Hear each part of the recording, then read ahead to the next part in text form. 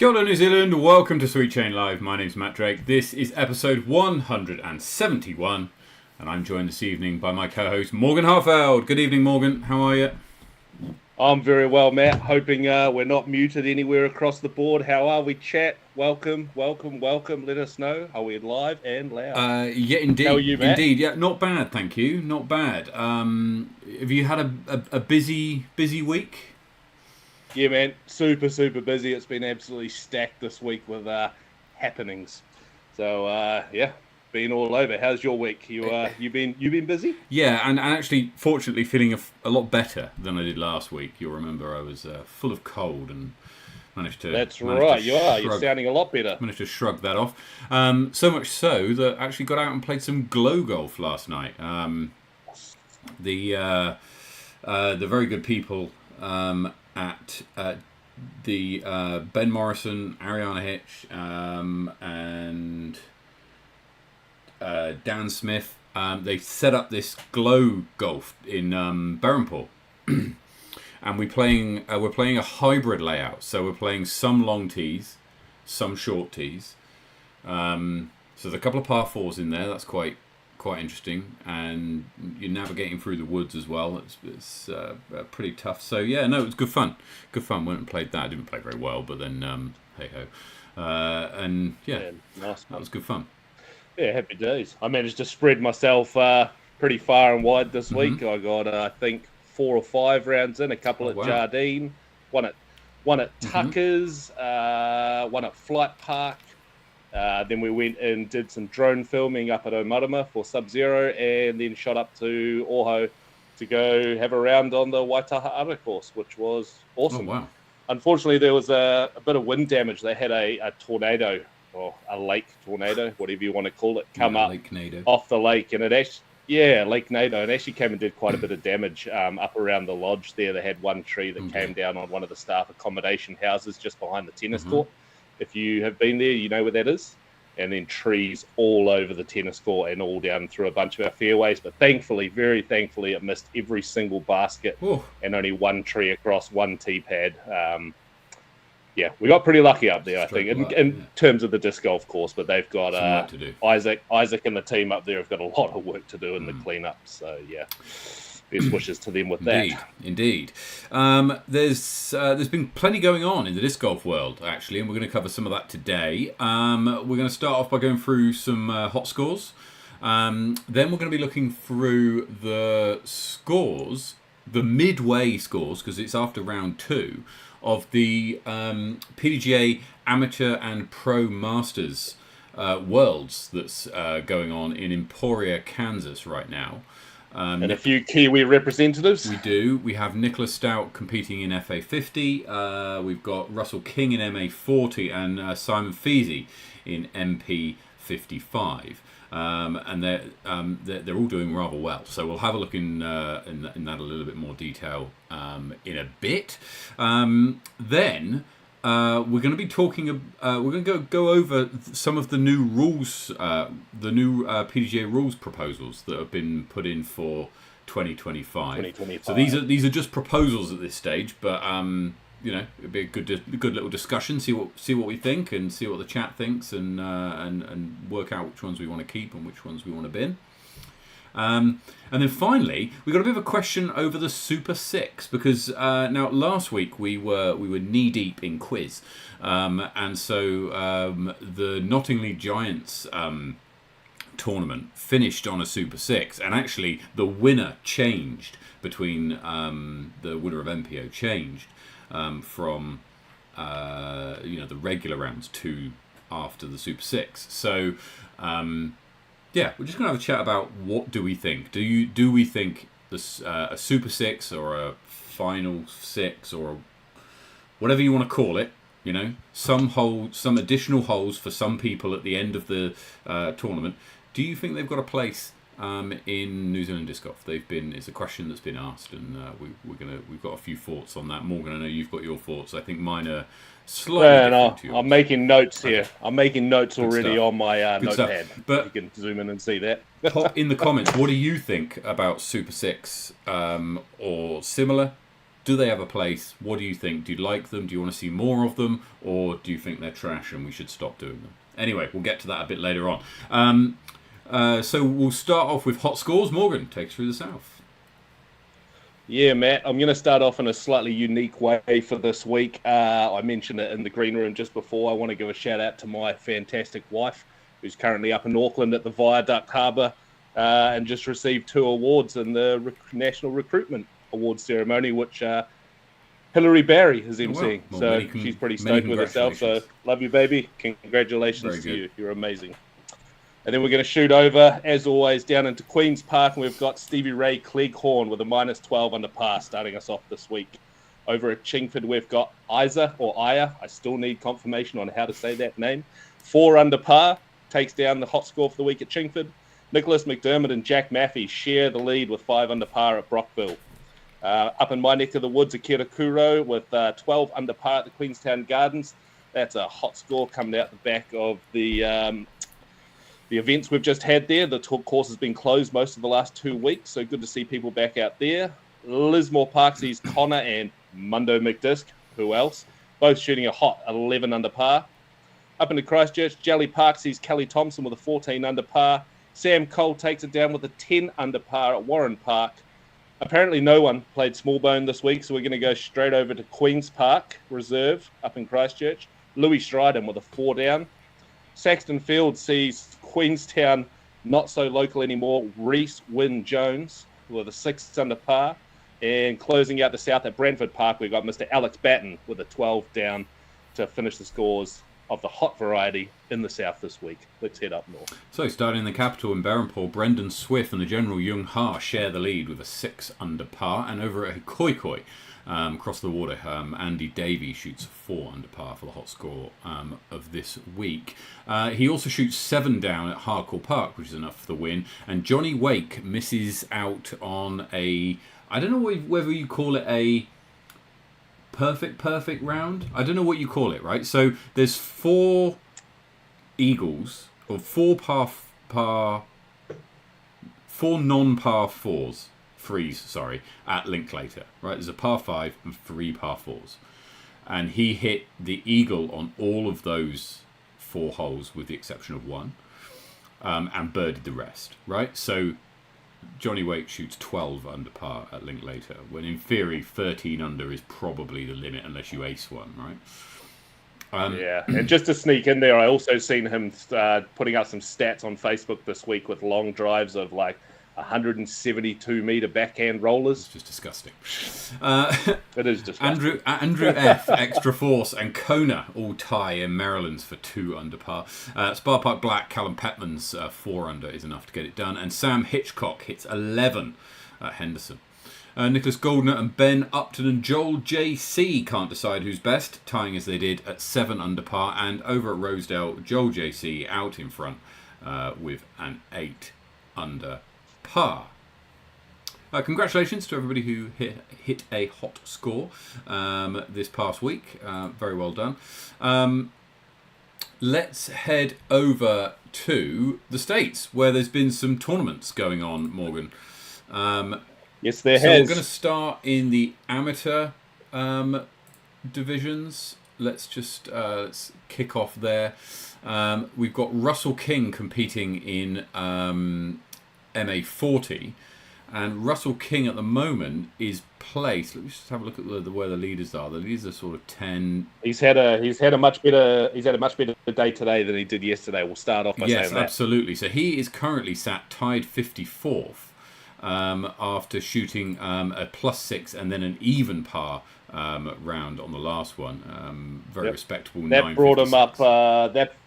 That brought him up 36 places, and I think the gentleman right above him must have been on his card as well, because they both shot the same score both rounds and both went up 36 spots. There we are. So there'll be Jeff Clark. There he is. Jeff. So well done to Russell, who's been obviously Russell King. He's holding the trophy there, the 2023 National MA40 champ.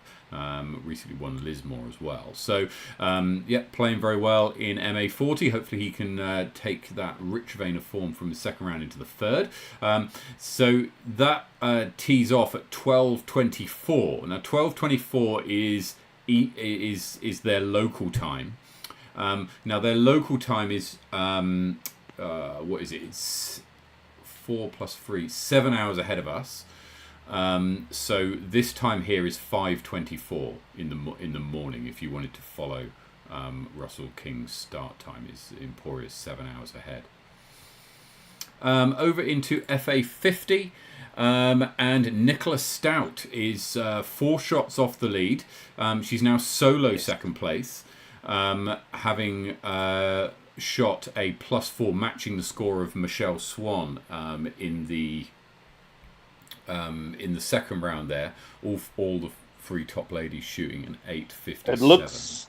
It looks like such a cleaner round than Michelle shot too, doesn't it? She just seems to have a few more pars on the board there, but unfortunately that triple, I should say, over on hole 2 has just stung her. Yeah. Just a wee bit. Well, she gets... But I think she's got her sights set on that first place, and I think she can get it done. I think we need to rally behind. Totally. Get him, Nicola. Let's go. She's still got plenty of golf to play, right? You can't win it in the first 2 rounds, but you can lose it, and she's not in that position at all. She's very much in it, and being thereabouts at this stage is no bad thing. 2 full rounds to go, plus semis and finals. I don't know what kind of that will. Short 7 and final 9 is the final. So they. Just because we're touching on that right now, this is a note. This is the note that I've written on my hand for later, Matt. Cutoffs. Okay. All right. Yeah. Fair enough. All right. We'll get to that. Maybe that's Save the that answer. One. Bank that one for later. So best of luck to Nicola and Russell competing in the amateur championship. Now over to the pro championship, and if we're going to start, if we have a look, you'll see some very recognisable names: Joe Revere, Owen Scoggins, Eric McCabe leading the way in MP40 and FP40 respectively. If we go to MP55, what we see is Simon Feasey had an incredible second round, a 10.32 rated second round, the best score in his division by 6 shots, I think. To put him in a commanding 6-shot lead over Kevin Babbitt and Hank Cohen and Patrick Brown. That's super exciting, right? This is really good. I mean, what a position to be in with at the halfway stage. Well, not quite halfway stage, but just before the halfway stage of the tournament. Do you recognise many of the names on that list there? Because I see Patrick Brown. Patrick Brown, hovering. I recognise. I don't recognise too many of the others. I'll be honest. Yeah, but Patrick Brown, I've heard of as being solid. Oh, player. He's been around. He's been around just as long as Simon has, and he's an incredible player. Yeah. So Simon has got They've played Kansas View and Champions Landing tomorrow at 9:28 a.m. So he'll be teeing off at 2:30 in the morning, New Zealand time. They're playing Kansas View, which he played in the first round and started very well. Shot 10-16, 5 under par. So he'll be playing in the early hours and trying to cement his lead in. I'd love to see the wind die back, even if it was just for one round or half a round, to see what these guys can really do. It does look like it's a little breezy out there, eh? It does look like it's a little breezy. A little breezy. So very best of luck to Nicola, Russell and Simon, and you can follow all of their progress on the PDGA Live app and website. Simon tees off at 2:30 New Zealand time. Nicola tees off at what would this be? 6:10 in the morning New Zealand time, and Russell King's just slightly earlier than that. So Russell King's at about 5:30, 25 past 5 New Zealand time. So if you're up early and you want to follow their scores whilst you're on your way to work or whatever, then that's the way to do it. Yeah, I feel like just because we're looking at this tournament right now, and a video that got sent to me, and then I think I sent it to you guys as well, that in the back room there is 5-year age gaps on the divisions. Thoughts? Well, yeah, no, look. So this is fair because like MP55 is just never a division that you're going to get in New Zealand. In fact, 55 divisions. I can only really think of one tournament or one group of tournaments that even have utilised the 55, and that's the Women's Global event, and that's kind of necessary from a being part of the Women's Global event. You need to offer every division, right? Whereas typically it's tournament directors can decide. Me personally, I'm not a fan when you have divisions of small numbers of players, and especially numbers less than 4. I don't think it's right that you have divisions of. I mean, there were a few tournaments we've had in New Zealand where there's been like 4 divisions of 1 player. I do think that's ridiculous, honestly. That should for sure. And I mean, like at this level, when you're spreading those divisions so thin, Juliana Korver said it best in an interview today: is there's people that aren't even going to play because they know they're going to be stretching these divisions even thinner than they already are. They're just deciding, I'm not even going to play. What's the point? And she expressed her displeasure at only having 5 people in her division. Yeah. So I think she's going to be pushing to try and get back to the 10-year age gaps potentially, especially at this level. Yeah, I mean, FP55, there's 8. So in theory, at least, those 8 would have joined, if it was 10-year age gaps, these 5 to make a division of 13, which is a perfectly fine size. And then further up, you've got 5 in FP60 and 6 in FP65. So again, compressing those and making them into one division seems like a reasonable thing to do. I think that divisions should have a minimum of 4 players, and that it should be a case of it. If you register for a division and fewer than 3 other people register as well, then you will be moved into another division. With negotiation, right, you don't just say, bang, this is what your division you're in. The tournament director will reach out to the player and say, hey, look, this is the situation. This is what we want to avoid. But so we're gonna move. We'd like to move you. This is our thoughts. What do you think? And I think with that, there ought to be an understanding from the kind of the players, or all players, that actually that's the reasonable thing to do, right? 100%. We'll see. Just checking that. I was just checking the chat was also here as well. They've gone a little bit quiet on us, just obviously deep and enthralled in the chat that we've got going on here, guys. We love it when the chat gets involved. Well, look, let's get on to something which I think will create a little bit of chat, and that is the proposed rule changes for 2025. Okay, so every year they propose some rule changes for the following calendar year. And they do this really early. They're doing it in June now, so that they can seek feedback from everybody who is interested. You can submit your feedback through to the PDGA. Anyone can, if you're a PDGA member, and then they will take on board that feedback and either decide to go with what they initially proposed, not go with what they initially proposed, or go with some amendment that has been suggested along the way. So let's have a look at what they're suggesting. This is on the PDGA website. If you just type in PDGA Proposed Rule Change 2025, then this page will come up. It was released on Sunday just gone. So the first bit here is... They almost start with the most interesting one. They do. Right? Now, often you have some very interesting ones, but this is a particularly interesting one. When it is their turn to throw, a player may elect to take a 60-second timeout up to 2 times in a round. Okay. Yep. The request can be made at any time during the 30-second excessive time period described in 802.03.8. So that's the time that you've got from the moment that it's reasonable that your go starts. You know, people have moved, the last person's moved away, and it's kind of like your go. Your 30 seconds. During that 30 seconds, you can go, right, timeout, and then you get 60 seconds.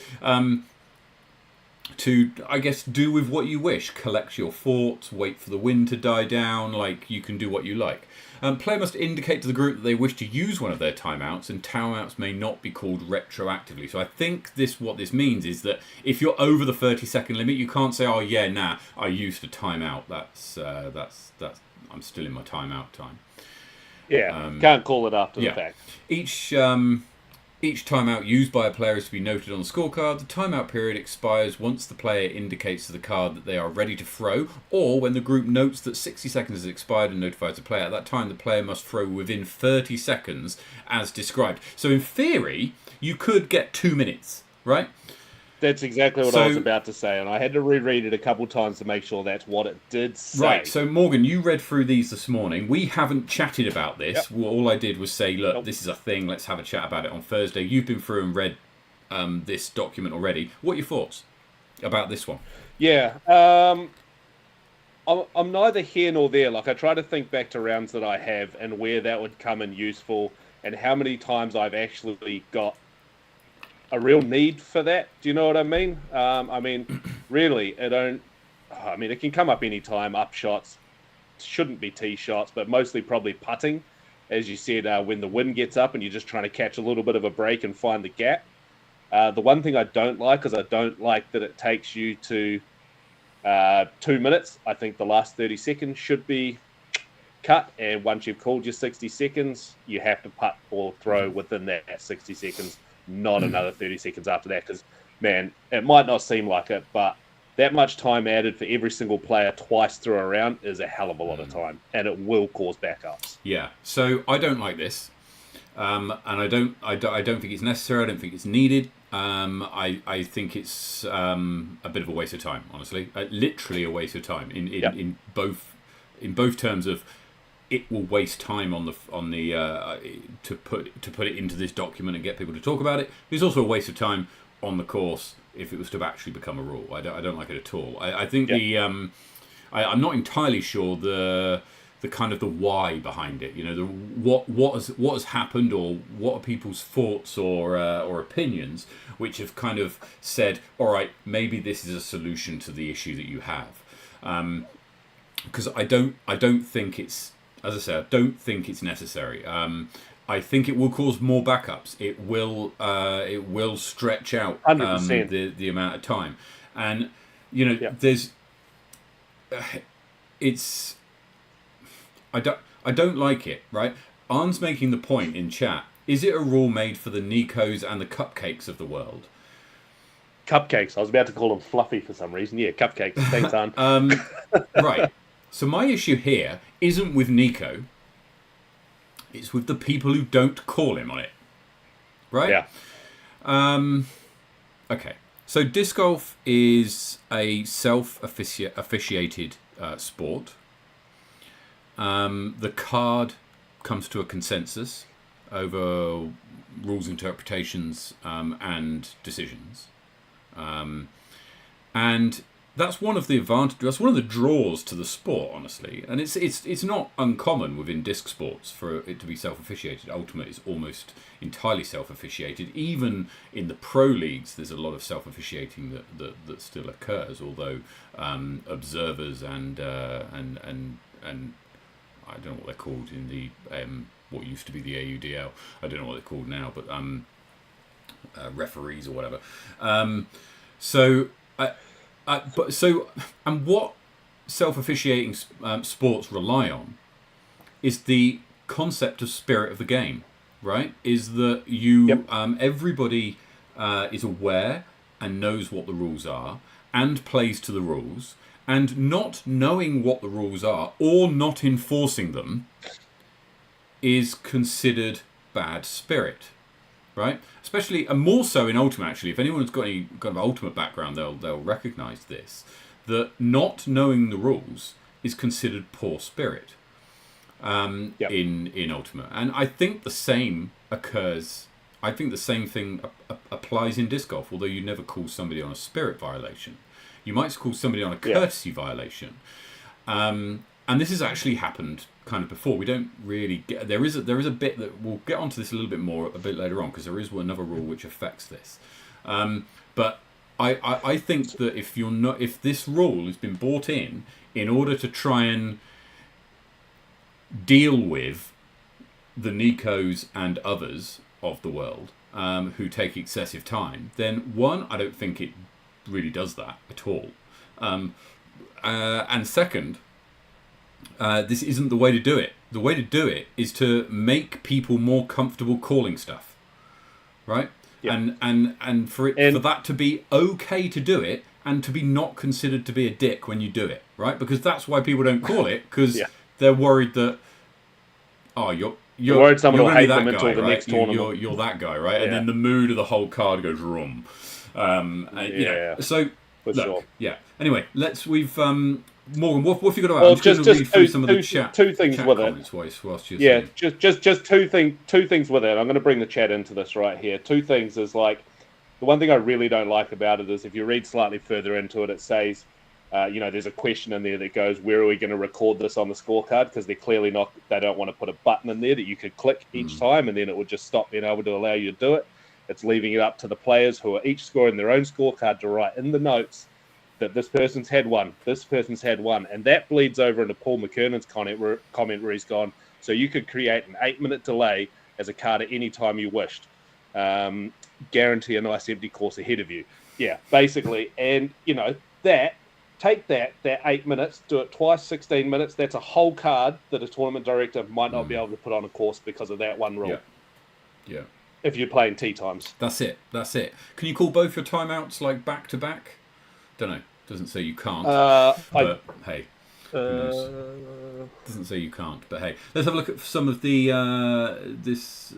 chat comments here.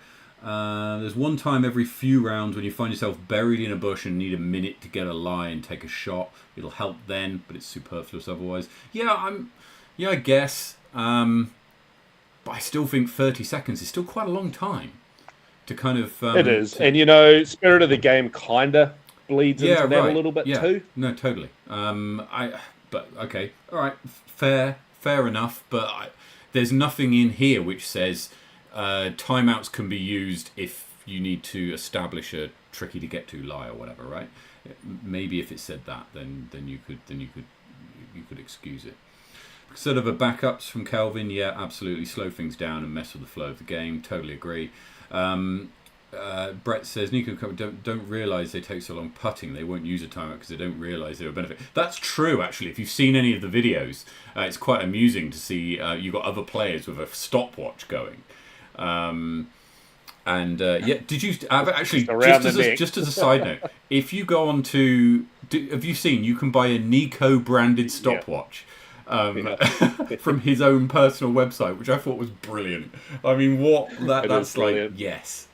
That's perfect. That's perfect. It is. It's great. Really. I know that I have a bad reputation for playing by rules and calling violations, but that really shouldn't be a thing. Everybody should be trying their best to play by the rules. Totally agree, Ben. Absolutely. And you play a lot of disc golf, so and I think that's fair. The 30 seconds doesn't start until you're realistically ready to throw. You get in a there is wording to that slightly further down the page on another rule. Okay. So basically, we don't like it. Is that what we're saying? Pretty much. I think that's where we've got to. Yeah. Lovely. Okay. Let's. Someone clip that and send that to the PDJ page, please. We don't like it. The next change on here: a player may request extra time from the group to take a bathroom break. A timeout is not charged to the player for this break. It's just reasonable time, which is interesting. Bathroom breaks comes up again a little bit later on, so we'll maybe deal with that when it does.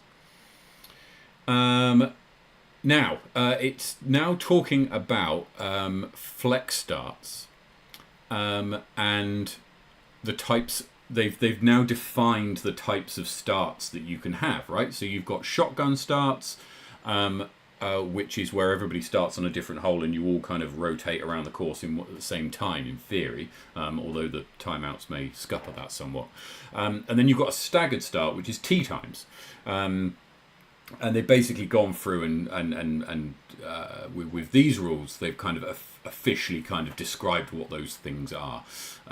So yeah. Those are good, by the way. What they have done is they've said that flex starts are only available for 1 day, 1 round events sanctioned at C tier level and for leagues. Totally agree. Now, we did not, and it's obviously still not available now, but we didn't have the ability to run a flex start league. Oh, really? I don't think so. Oh, okay. All right. There is a flex start league currently operating in Wellington on Sunday nights. Wow. So I absolutely could be wrong. I haven't run a league in a little while, or even tried to look at a flex start one, because we have talked about it in the past. I've run a few leagues, and when I looked it up, and you can certainly the Wellington Berhampore, what's it called? Buckle Up, I think it's called. Is the Berhampore League that's currently on a Sunday and is taking flex starts from any time in the morning. I'm hoping to perhaps even get out for a 7:30 in the morning round, and then later on. What's interesting, right, is that, and Scott Brooker makes this point: flex start should never be sanctioned. Joke of a rule, is that the weather can change in a day.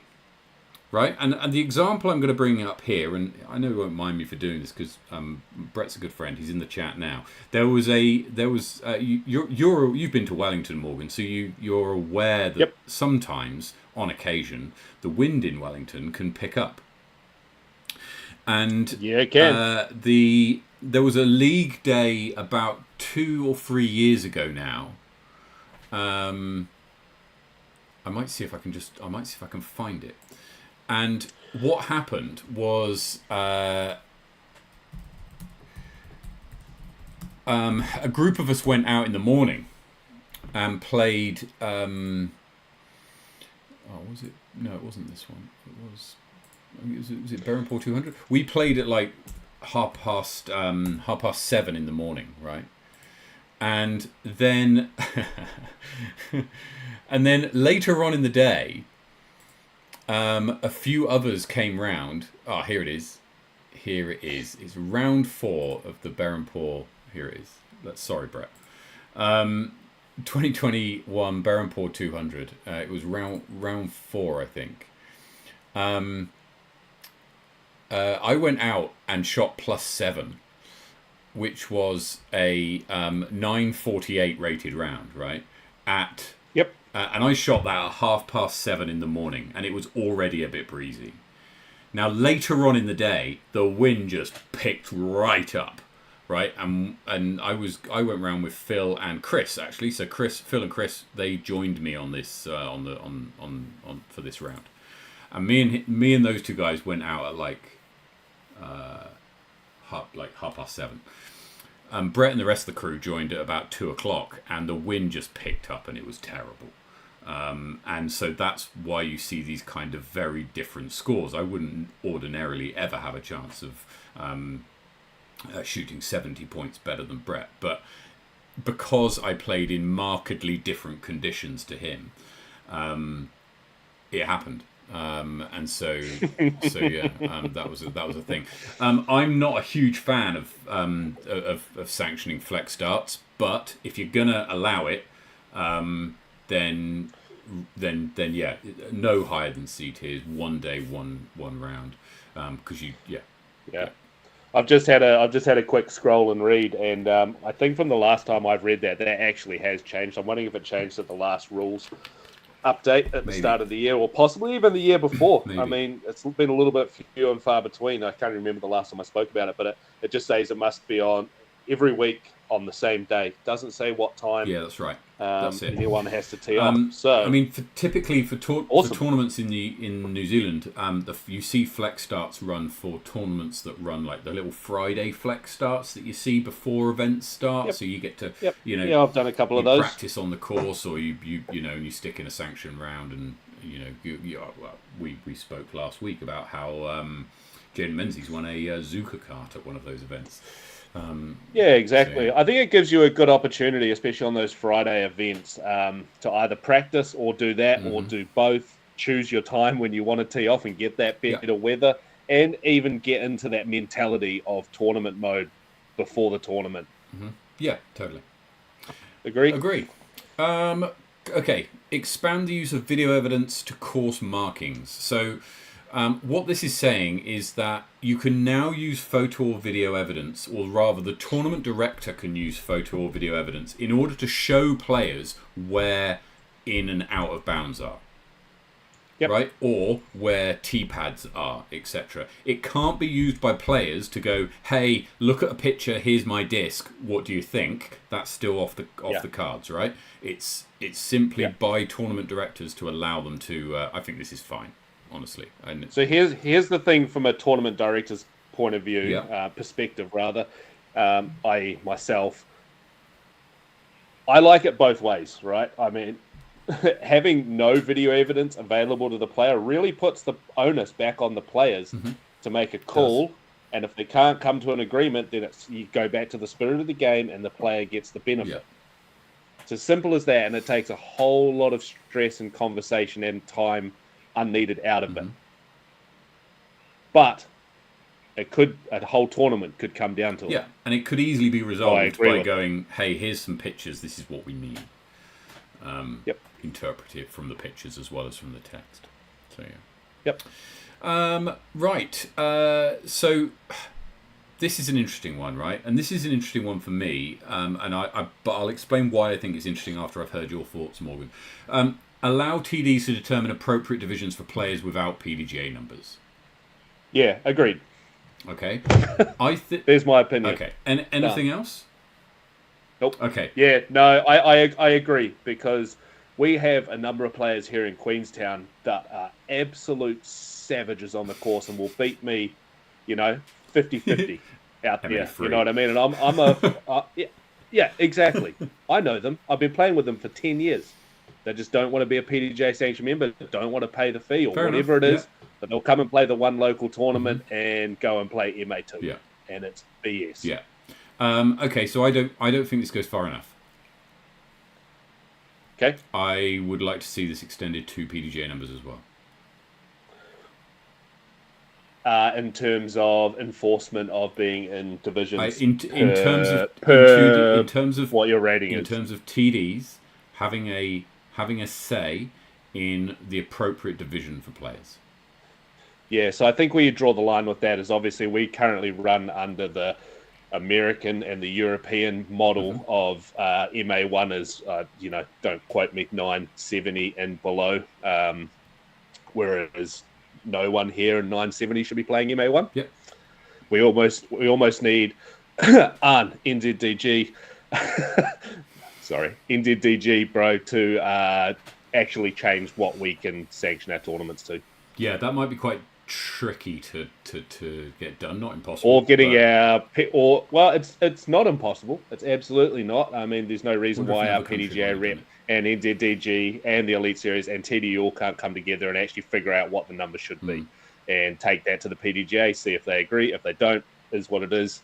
If they do, then let's get a whole new set of rules done for the country. Yeah. I personally, I'd like to see this extended to PDGA members as well. Which might sit uncomfortably with a few people, but I think for the benefit of the majority of the people entering, the last thing anybody wants when they go to maybe not the last thing,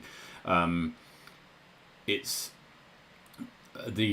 one of the things you don't want when you go to a tournament is in your division one person to run away with it because they're just a very much better player, right? And there's a division available for them that's higher where they would be more competitive, and the division that they're in would be more competitive, right? So I think 100%. I think that it's I'm not. Yeah. Not Arn's just said send. Arn's just said send feedback. Can someone just clip that and send it to Arn? Thank you. Okay, this is interesting. True amateur. So this is a kind of a designation, if you like, to events to say, right, well, a true amateur event is an event where there's simply a trophy available for the so forget pro divisions, this is just for amateur divisions. a true amateur designation says there are trophies for winners and maybe second and third. After that, there isn't anything. And instead, the players' packs are filled up with what perhaps would have ordinarily been given out. Can someone confirm this? Can someone in the chat confirm me? Someone that was there was Nottingley that? Yeah, I don't know. Yeah, can someone in the chat confirm that? I can see a few people that I think played. I just feel like I heard something along those lines throughout the week, mid other conversation. I just can't quite remember if that's the right thing or not. So I kind of support this, but it does look like it's going to be up to TD discretion over to whether to declare their event a true amateur event, because of this one, right? The combined just needs to be set ahead of time. Yeah, I know, but look at this. So the combined retail value of the players' pack in a given division should meet or exceed the value of the tier required minimum payout for that division.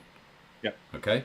Which thanks, Marie. Which I think that should be the case, right? Because I've been to tournaments where you get there, you paid $100 and something for your tournament in an amateur division, and your players' pack is crap.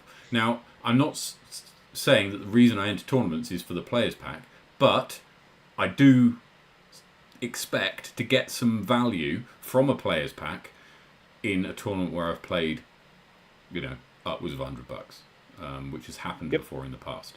That's fair. And they've just gone into a little bit more detail here. Now, obviously, if you've got a division of like 10 players and they've all paid $100, that's $1,000, right? If that $1,000 should then be split over the you've got to buy some trophies for the winners, and then after that there's a percentage that needs to go back into the players packs, and then that should be split amongst all of the players. But a lot of the time it breaks down to not very much, and you actually really need to be getting outsourcing sponsorships to fill that if you do want to have a few more bits and pieces. Because I mean, I'll be frank, it doesn't go a long way once you've got like toilet hire, event venue hire, snacks, drinks if you do have those available. PDGA fees, India DG fees. Whatever's coming into it all comes out of that too. And if you've paid $60 to play in a tournament that's true amateur, there could be $6 left in that. Realistically, it really can come down to that amount of money. So it's an interesting one. It'll be interesting to see when. I mean, Nottingley was it seems was a true amateur event. Don't know if they declared this, but we shall see. Yeah, I have no idea. I just think I heard throughout the week about that being a true amateur tournament. Okay, next one. Here we go. TTT will be true amateur again. Sorry, Matt, I was just reading off the screen there. The Topol Thermal Throwdown. Yes, I'm very much looking forward to it. I booked my accommodation for that tournament this week. I know Reggio's not opened yet, but I'm keen as. So yes, I shall be there. Anyway, next one. Tour standards require restrooms at C tier and above. Yep. Okay. This seems kind of reasonable. I'm trying to think of any courses that host regular C tiers where this might be an issue. We have that issue. Well, we used to have that issue at. Why is the name of my own tournament evading me? Montana Flat, because it's in the middle of nowhere. We had to go to Gore to get toilets, Portaloos, and thankfully now we've got permanent toilets on site. But it's hard when you're in the middle of nowhere. Yep. But you got to do it. Available for the event duration, reasonable walking distance, available no less than 60 minutes prior to the first tee time of the day. So, and you're allowed to offset the bathroom as costs to the thing. So yeah, as you should be able to as well. And I mean, gone are the days of where you just can't have a toilet. I mean, most tournaments are getting upwards of that 50 to 70 player mark. We can't have everyone just going all over the course number twos. Yeah. So Competition manual restructure. Not really much to say about this. They've just kind of put things in a side of things. So this is a minor rule. Allow players to self-call violations without confirmation. Now, this is in match play. Oh, is it only in match play? Ah, okay. Yeah, it's in match play. That one caught me out earlier when I was reading. I had to go back through and check that. Interesting, because that's a shame actually. Because I agree with this. I think that you should be able to call yourself for violations. I don't have names, but I'll shout out. I'll just shout out the people who know who they are for calling themselves when they do some dumb stuff, because it's great. You should be able to call yourself and have someone second it. And this kind of I remember an FPO tournament when Paige Pierce called herself for a falling putt. Falling putt. I inside remember 10 meters. And when she said, but no one else. So she said, "Is anyone going to call that?" And everybody just went, "We didn't see it." And she said, "Oh, I'm going to call a courtesy violation for not watching me play." And no, don't laugh. It's spot on. I am. It's exactly what should have happened. I mean, it's so good. It's exactly what. And then all the players went, "Oh, yeah, so yeah, that's what should have happened. If this rule was in, and I mean, this rule was applied to stroke players as well. I'm laughing because we never see that, and it is great.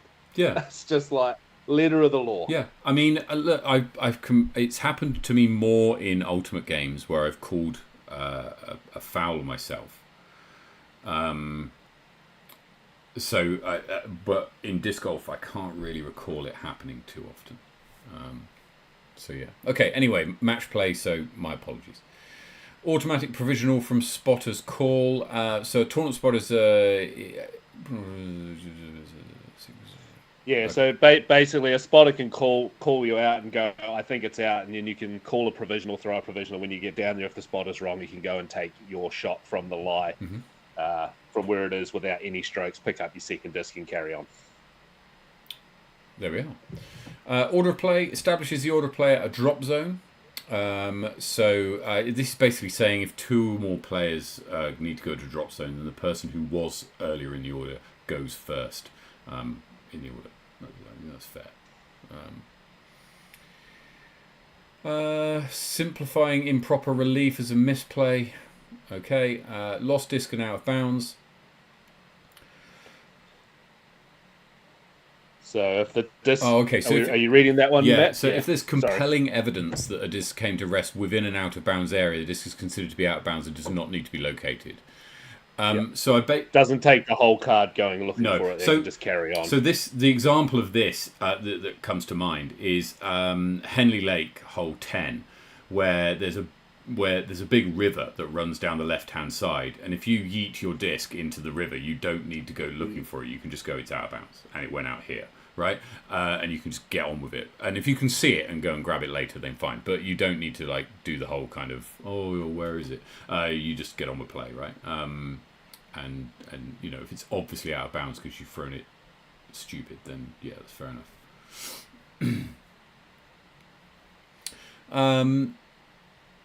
Clarify consequence for intentionally skipping a hole. You get disqualified. Fair enough. Yeah. Fair enough. I think I don't have my phone looking at that again. It's a wee bit hard to read the screen, but I'm pretty sure that was the rule anyway, and they've just slightly reworded it. No, it's a score of par +4. Whereas now it's just. Oh right. I thought if you intentionally left and didn't play the hole, then that was a withdrawal of tournament. So what it means is you have to have a go, right? So if you try and play the hole, what you can't do is go, do you know what? This hole's so difficult that I'm not likely to take a better score than par +4, so I'll skip it. Yeah. And now means that you're withdrawing from the tournament. Now, what's interesting? So right now, omitted hole. The round has been completed, and the player has neglected to play one-on-one. What happens for... No, carry on. What happens... The difference between intentionally missing a hole for non-competitive reasons, for example, using a bathroom break, and competitive reasons, believing that par plus 4 is a more favourable outcome than playing the hole. So what happens if you don't turn up for your first for hole 1? Now, currently you get par plus 4 until you don't turn up. I think for 5 holes, is it? And then after, is it 5 holes, you're considered to be not here, and it just kind of wipes you from the thing. I think it's 5, might be 6. So yeah, that would be interesting to see how this one plays out. But I think this is fair. And then finally, they basically said that hot stamps and dyeing your disc is fine in terms of allowable modifications. So if you decide to hot stamp it yourself, then that's okay. Just like if is a hot stamp classed as a sticker we're used with an iron? No, I think it has to be foil. Yeah, I think hot stamp. You know what a hot stamp is, and just putting a sticker over it and ironing it, that doesn't count, I don't think. These are the stupid questions people ask, though. This is why they need to word things so specifically, because they're the questions that get asked. Indeed. There's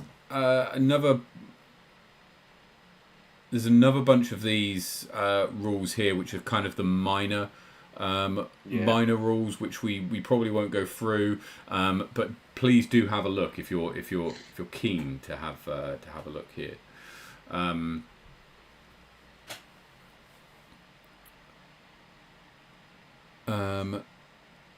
Right, okay, so I think that's us from the proposed rules. Morgan, what are your thoughts overall? Yeah, no, I mean, there's a few that are really good, a couple that are just unnecessary. Whatever the rules are, man, I'm going to go and play them. Do you know what I mean? I'd say it's not up to me to change them, but it is up to all of us. That's right. So, absolutely. That's if you've got feedback, get on the PDJ website. I think there's a feedback link on there, or an email you can send through to. Give them your feedback because they need to hear it. It's us that's playing the game. We want to play it the way that we think it should be played. So give them your feedback. Now. And clip that and send it to them. Now, we're going to jump in now to last week's tournament, which was Nottingham Giants. So let's just have a look. This is the scorecard from Nottingham Giants. And you'll see that Sebastian Faulkner, after round 2, finished on 16 under par and was leading. And then Ollie, Jeremy, Francis and Andrew all on 15 under par, tied for second place. And then Jasper, Ethan, etc. And then if we hop over to MP40, we'll notice that Tom McKay has just smashed everybody and he's 22 under par. But those were the top 6 performances over the course of the weekend. So what Nottingham Giants do, and other tournaments have done it in the past as well, is they run a Super 6, where those 6 players battle it out in for a further 4 holes. And you can see the stats there. There's the finals, and then there's Tom's score there. And after the finals, Francis is tied with Ollie and Sebastian for the lead. And then it went to a playoff, which Francis won.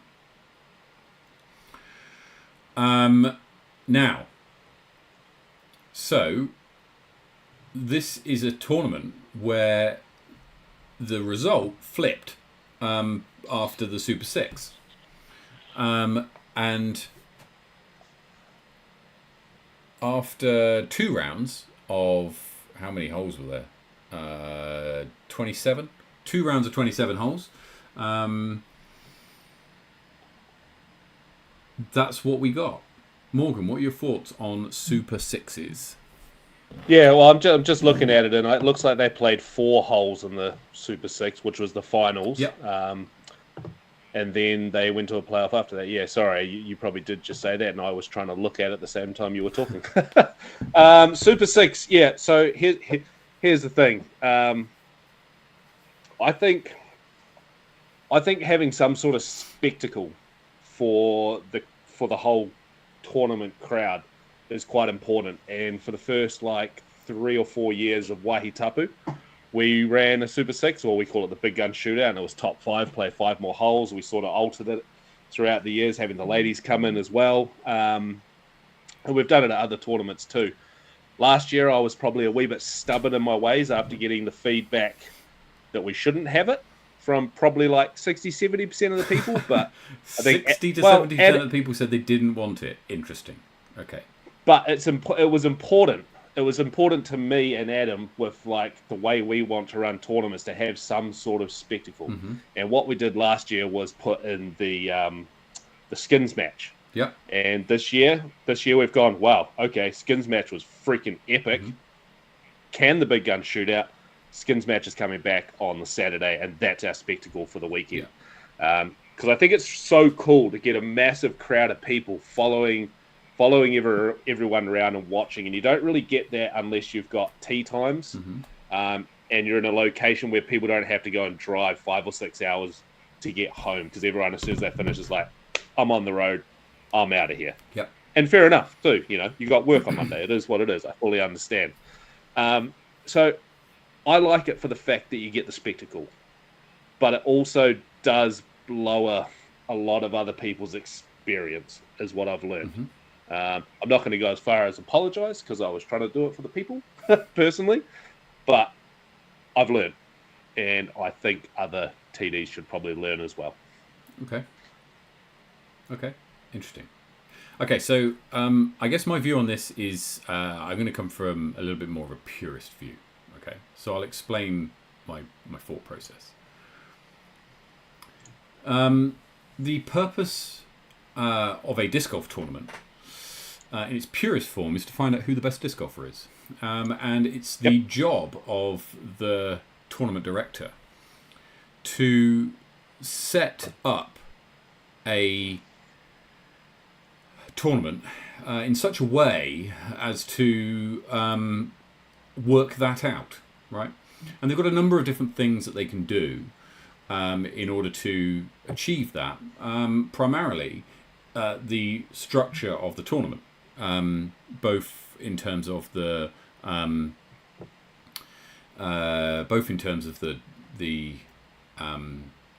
number of rounds, the number of holes, but also the layouts of those holes, right? If you turned up to a tournament and every shot was a dog leg left, then there might be a lot of lefties going, well, hold it, what's going on here, right? It wouldn't be right. It wouldn't be right that that was it. Just like if every hole you came across was 140 meter par 3, right?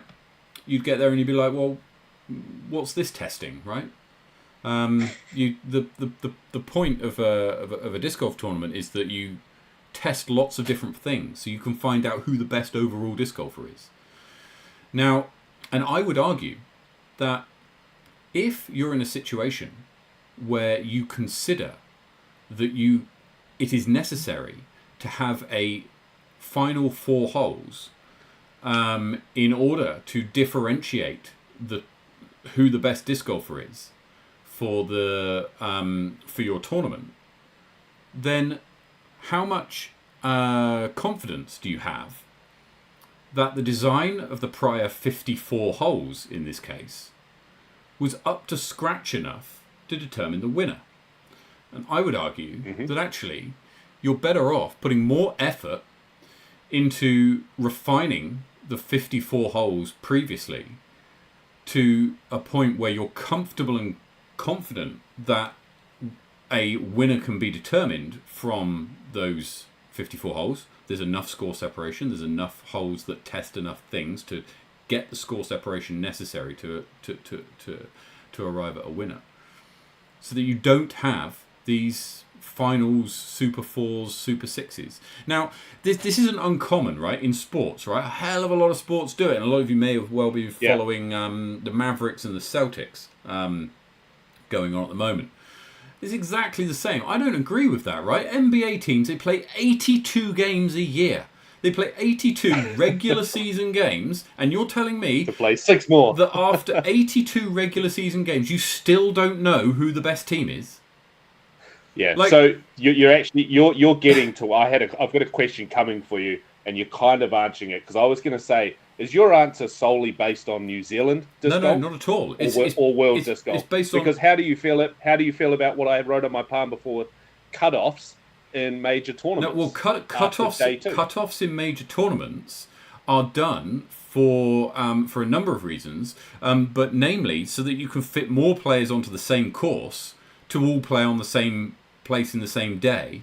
And that's kind of a logistical thing in many cases, right? So what you can do, if you've got 2 courses being played, but you have cut-offs in each division on the final day, then you can then compress everybody onto the same course.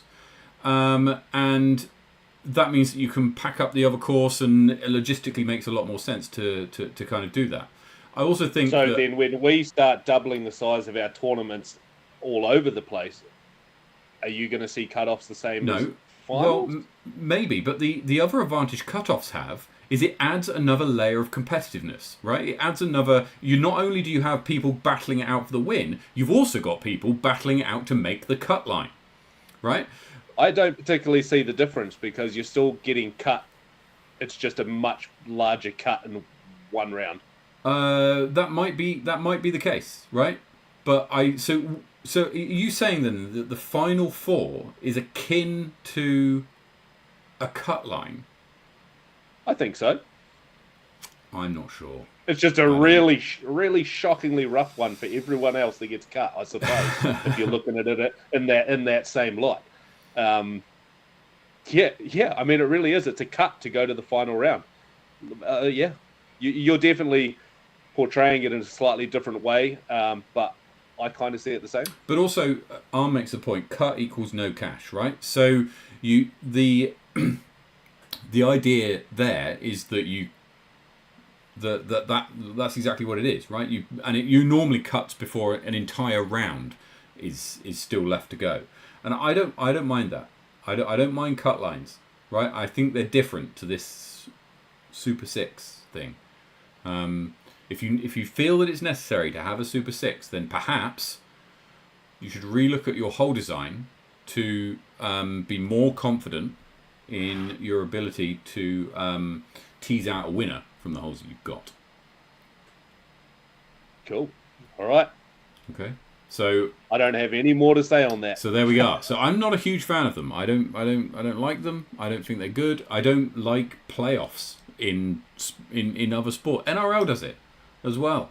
I mean, they play a whole season. Everybody plays each other twice, and they still go, "Oh yeah, we're still not quite sure that this team's the best."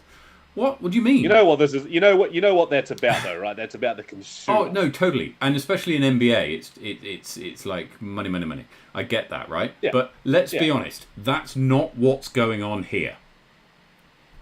Right? It's a different kind of environment. We have very few spectators, pure spectators, i.e. people who spectate and don't play, right? There's loads of people who don't play basketball but watch it, right? But there's not many people who watch disc golf and don't play it, right? And so that's kind of the difference, right? The numbers are a lot less. And so I would like to see, better hole design with better score separation that allows you to then, that allows you to do that. This whole spectacle thing. Yeah, like I was involved in a tournament that had this Super 6. It was the Peter Crawford Memorial a few years ago. Did you play Peter Crowther? Oh, about 3 years ago it was. Some time ago. Oh, right. Some time ago. I thought it was back when I was playing it 7-8 years ago. Not quite, no. It was. I think I played in the 9th one, whenever that was. I don't know, 2021 maybe. Anyway, that had a Super 6 or whatever you call it for playing extra holes. And yeah, all right. It's all right to kind of follow people around. but I didn't. I wasn't like, oh yeah, definitely gonna look forward to watching these guys play. Because do you know what I mean? Like Yeah, 100%. Yeah. Do you think you'd go around and watch a skins match? Skins match is but skins match is a different format, right? Because skins match. Yeah, for sure. Skins match, anyone can at any time do something mental. Rich, Calvin Cummings. Don't get me started on the playoff for third. Well, that's another story. I'll get onto that in a minute. The skins match is a different format, right? And anybody at any time can do something outrageous, right, that no one expects. Calvin. And that was amazing, right? So yep, 100%. I think skins matches is fine and because you're putting on a spectacle, right? And it's on a different day, and it's if you want to turn up and watch, you can. That's exactly it. You're not kind of hanging around going, well, do you know what? I want to stay for prize giving, but also I'd love to get away. You don't have this kind of that kind of feeling. Last year's Thermal Throwdown, there was a third place player. So I finished third, tied with Gary Jarvis, and we played a playoff for third. And I think I expressed at the time that I didn't think it was perhaps necessary to do it, and it was a little bit of a laugh, honestly, that it happened. But I'm not a huge fan of playoff for the first place to find out who the best is. After that, you can come tied second. That's fine. It's okay. I'm gonna drop a cheeky plug here too, Matt. So Wahi Tapu this year, we're bringing the skins match back, guys. Good. If you 100% want to secure a spot, you could do it right now by calling your boss and telling him to be the title sponsor of the skins match. There it is. A clean $500 sponsorship for the title sponsorship. Mm-hmm. We'll drive your truck around. We'll bring your flags, whatever you want. Yep. We'll do it. There you go. $500, and you will get a player. You will get to choose your player to go and play in the skins. And hey, if you want to play in it yourself, and you figure that you could make $500 in the skins match, if you're that confident, then enter yourself, right? And just 100%. It could be the Wahi Tapu skins match sponsored by me. There you go. Exactly right. So yeah, guys, $500. Send me a DM if you want it, or you can buy the one-time only package in Reggio on June 28th. Excellent. So anyway, Super Sixes, I don't think they should be in tour events. Certainly not in. They shouldn't be anywhere near majors or anything, because the whole design and otherwise structure of the tournament should be good enough to do it. But I do agree that having a cut line, especially for large divisions, I think it depends on division size, right? When you've got a huge division, having a cut line is quite exciting because it gives people a little bit further down who aren't in the running to win it something to play for, and makes it a little bit more exciting going further down. So yeah, there it is. Anyway, Super 6, let us know your thoughts. We'd be keen to hear. Morgan, where do we want to go now? Oh, sorry, it was on mute for a second while I was typing, so it didn't sound like people were having an earthquake through their computers or their phones. Let's go to the BDE presented by the Disc Daddies up in Christchurch on Father's Day.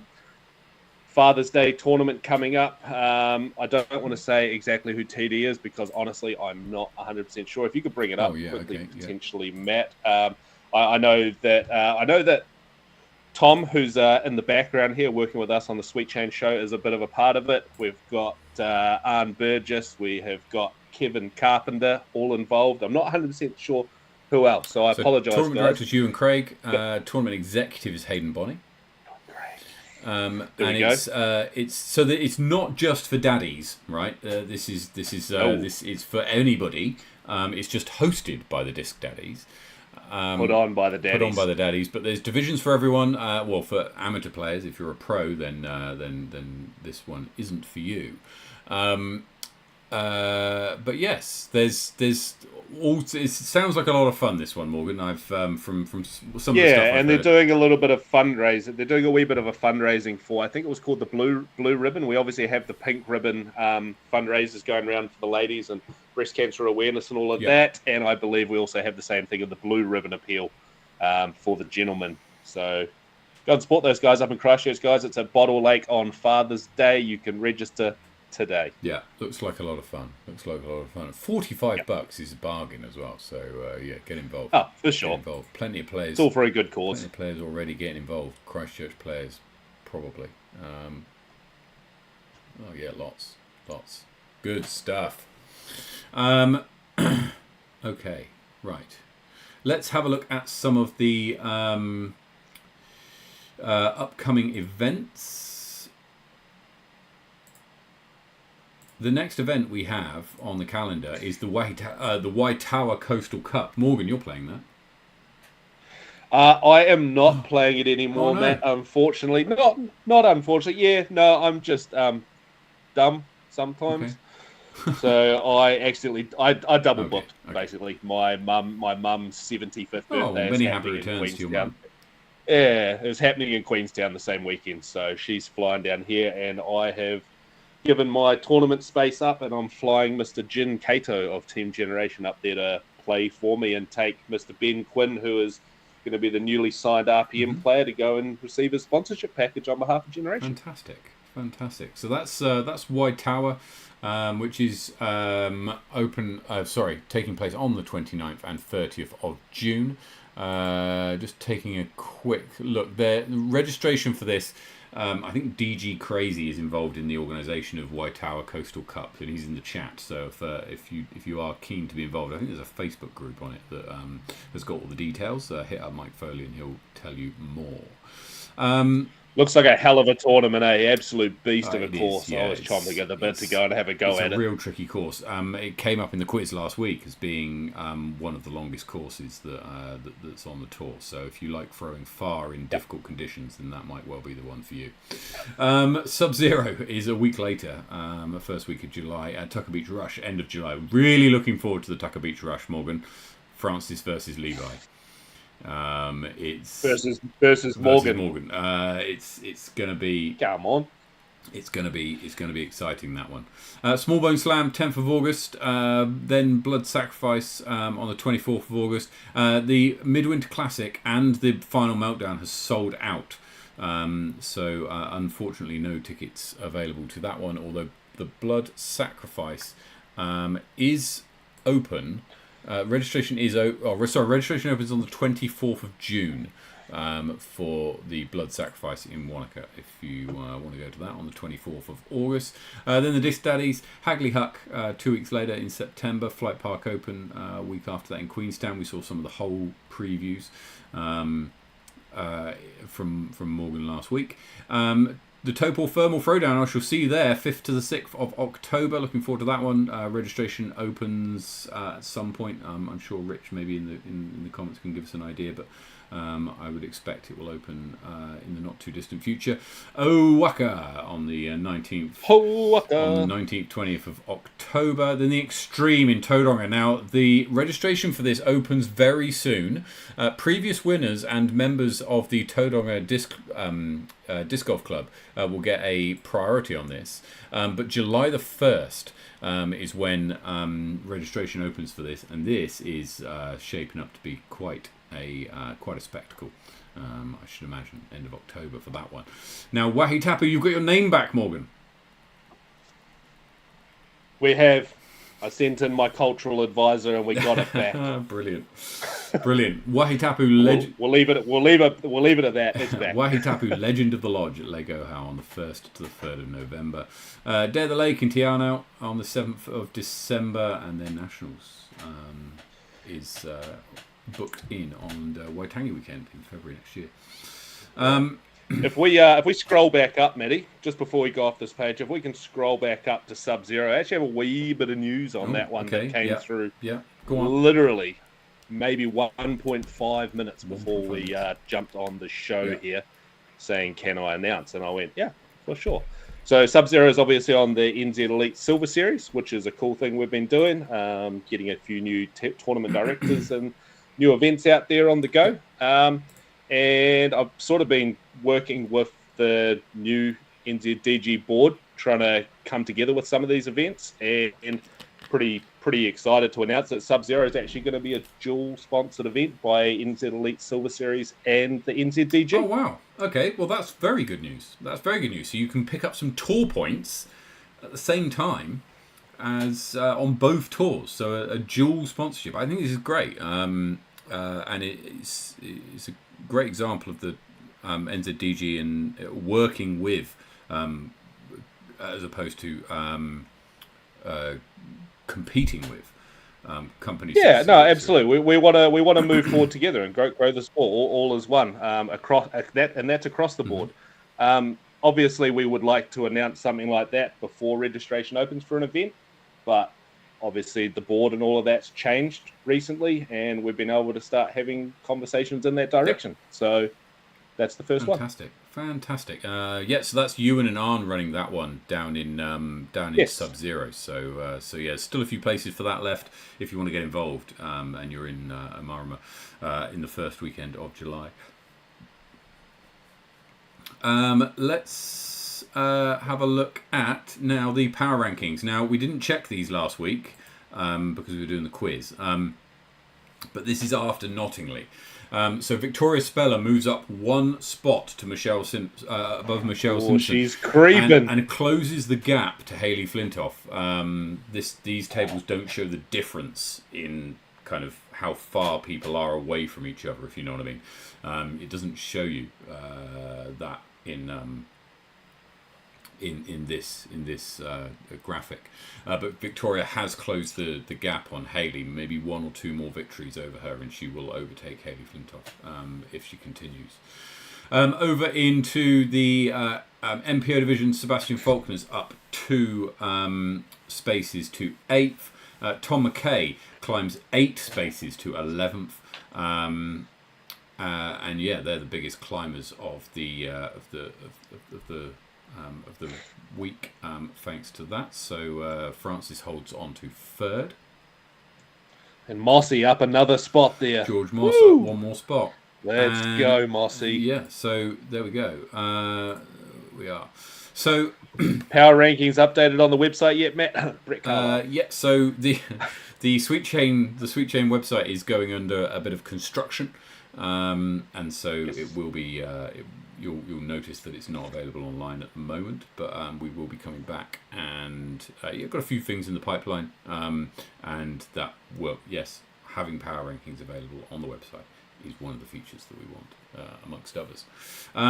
So yeah, now is that it? Have we got anything else to go through, Morgan? Oh man, probably, but you know. I think that's I feel like it's been a really good show. I think that's us. We'd still love to hear your thoughts on the proposed rules changes and to the Super 6. Do you like it? Do you not? What do you want to? Would you want to be competing in that and potentially having the result of whatever it is? We'd love to hear you. Please like, comment, and subscribe. It really makes a difference to the to the channel if you do. Also, if you or you know someone is a graphic designer, then and would be interested in doing some work with the show, then please give us a shout. We'd love to hear from you. And also, just to let you know that we are taking a little bit of a midwinter break. So there will be no show next week. But